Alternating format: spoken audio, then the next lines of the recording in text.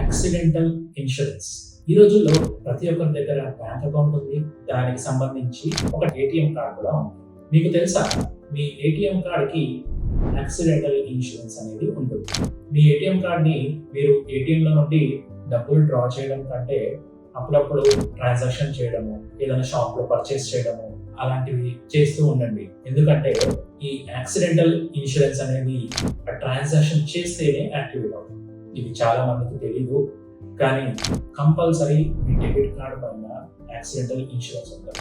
ఆ పర్సన్కి యాక్సిడెంట్ వల్ల చనిపోతే మీరు మీ బ్యాంకుకి వెళ్ళి డెబిట్ కార్డ్కి ఉన్న యాక్సిడెంటల్ ఇన్సూరెన్స్ని క్లెయిమ్ తీసుకోవచ్చు. అది 2 లక్షలు కావచ్చు, 5 లక్షలు కావచ్చు, 3 లక్షలు కావచ్చు. బ్యాంక్ టు బ్యాంక్ మీ కార్డ్కి ఉన్న ఫీచర్స్ని బట్టి అది వేరే అవుతుంది. చాలా మంది ఈ డెబిట్ కార్డ్కి యాక్సిడెంటల్ ఇన్సూరెన్స్ ఉంటుంది అనే విషయాన్ని తెలియదు, తెలిసినా మర్చిపోతారు. కాబట్టి మీకు తెలిసిన వాళ్ళు ఎవరైనా చనిపోతే ఆ ఫ్యామిలీకి గుర్తు చేయండి, డెబిట్ కార్డ్ పైన యాక్సిడెంటల్ ఇన్సూరెన్స్ ఉంటుంది. మీకు ఇందులో ఏమైనా సందేహాలు ఉంటే కామెంట్ చేయండి, లేదంటే ప్రొఫెషనల్ హెల్ప్ తీసుకోండి.